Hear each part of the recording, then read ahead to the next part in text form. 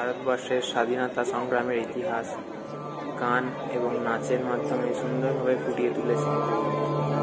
এটা অনুষ্ঠানটা চলছে হুগলি চুঁচুড়া ময়দানে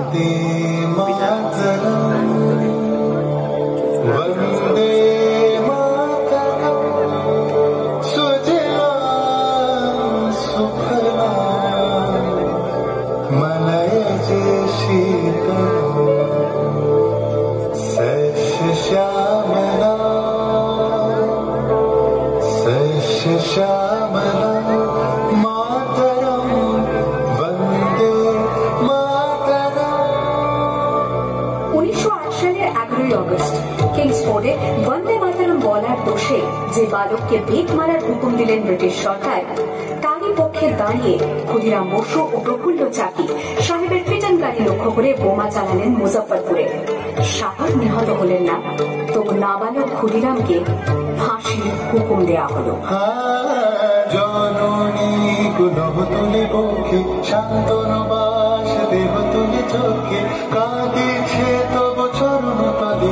ত্রিশতি কোটি নরনারী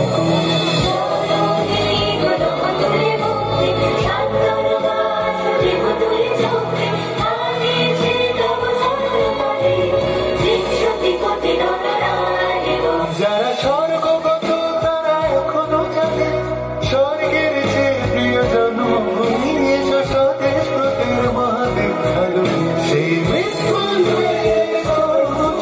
যারা জীর্ণ জাতির বুকে জাগালো আশা মন মনের মুখে জোগালো ভাষা আজি রক্ত কমল গাথা আজি রক্ত কমল গাথা মারল খালি বিজয় লক্ষ্মী দেবতাদের গলে মুক্তির মন্দির শোকালো তলে কত প্রাণ হলো বলিদান লেখা ছিল অশ্রুজলে লেখা আছে অশ্রুজলে।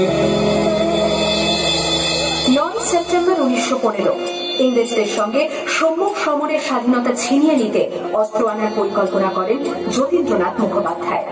বালেশ্বরের সঙ্গীদের নিয়ে জাহাজ থেকে সেই অস্ত্র নামাতে গেলে ইংরেজ বাহিনী তাদের ঘিরে ফেলে। বুড়িবালনের তীরে লড়াই বাঁধে বিরাট ইংরেজ বাহিনী বনাম বাঘা যতীন ও তার 4 সতীর্থদের। এককালে শুধু ভোজালি হাতে যিনি বাঘ মেরেছিলেন, সেই বীর সেদিন লুটিয়ে পড়লেন। আমি হাসি হাসি পড়ব ফাঁসি দেখবে ভারতবাসী ও মা হাসি হাসি পড়ব ফাঁসি দেখবে ভারতবাসী একবার বিদায় দে মা ঘুরে আসি। 18 এপ্রিল 1918 মাস্টারদা সূর্য সেন ও তাঁর 65 জন শিষ্য মিলে পরিকল্পনা করে চট্টগ্রামে ব্রিটিশ পুলিশের অস্ত্রাগার লুট করে এবং তারপরে লুকিয়ে আশ্রয় নেন জালালাবাদ পাহাড়ে। এর 4 দিন পর ব্রিটিশ বাহিনী খুঁজে বার করে মাস্টারদা ও তাঁর সঙ্গীদের। সেদিনের অস্তমিত সূর্য ছিল সূর্য সেনের রক্তে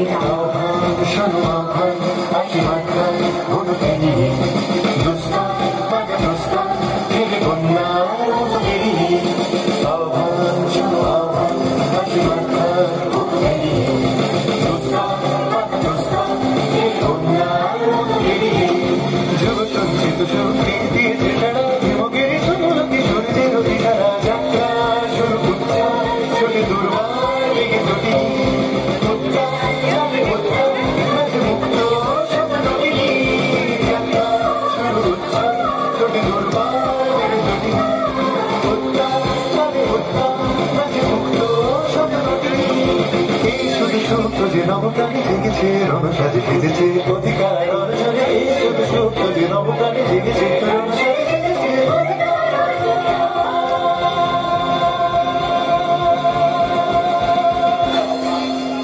8 ডিসেম্বর 1930 বিনয় বসু, বাদল গুপ্ত, দীনেশ গুপ্ত সাহেবী পোশাকে ট্যাক্সি থেকে এসে নামলেন রাইটার্স বিল্ডিং এর সামনে। সোজা উঠে গেলেন দোতলায়। সামনেই সিমসনের ঘর। দায়রক্ষীকে ঠেলে ঢুকে গেলেন ভেতরে। বন্দুকের আওয়াজে গর্জে উঠল রাইটার্স। লুটিয়ে পড়লেন সিমসন। এরপর রাইটার্স বিল্ডিং এর অলিন্দ বারবার গর্জে উঠল বিপ্লবীদের গুলির শব্দে। তারপর টেগার্ট সাহেব তার বাহিনী নিয়ে ঘিরে ফেললেন বিনয়, বাদল, দীনেশকে।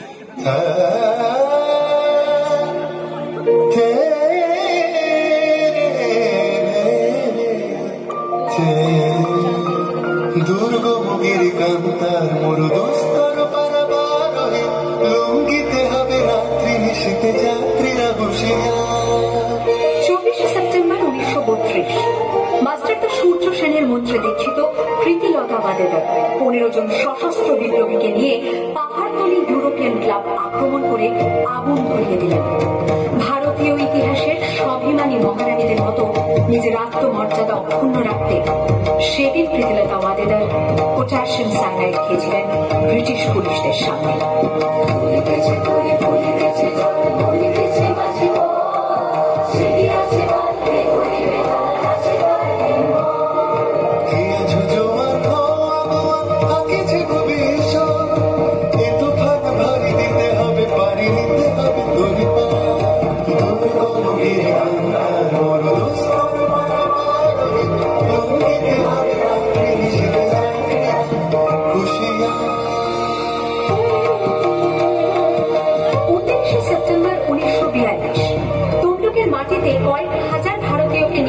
যিনি পুলিশ স্টেশন ঘেরাও করার লক্ষ্যে হেঁটেছিলেন, সেই 70 মাতঙ্গিনী হাজরা পুলিশের নির্মম গুলি চালনা ও লাঠিচার্জ সত্ত্বেও তার হাতের পতাকাটি মাটিতে উঠতে দেননি।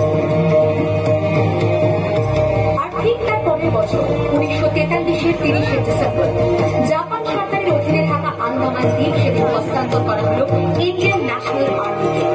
পোর্ট ব্লেয়ারের মাঝে তিরঙ্গা পতাকা তুললেন সুভাষচন্দ্র। এটাই স্বাধীন ভারতের মাটিতে প্রথম তেরঙ্গা ঝান্ডা। আইএনএর commander in chief Subhash Chandra Bose হলেন ভারত, যাকে স্বীকৃতি দিয়েছিল 18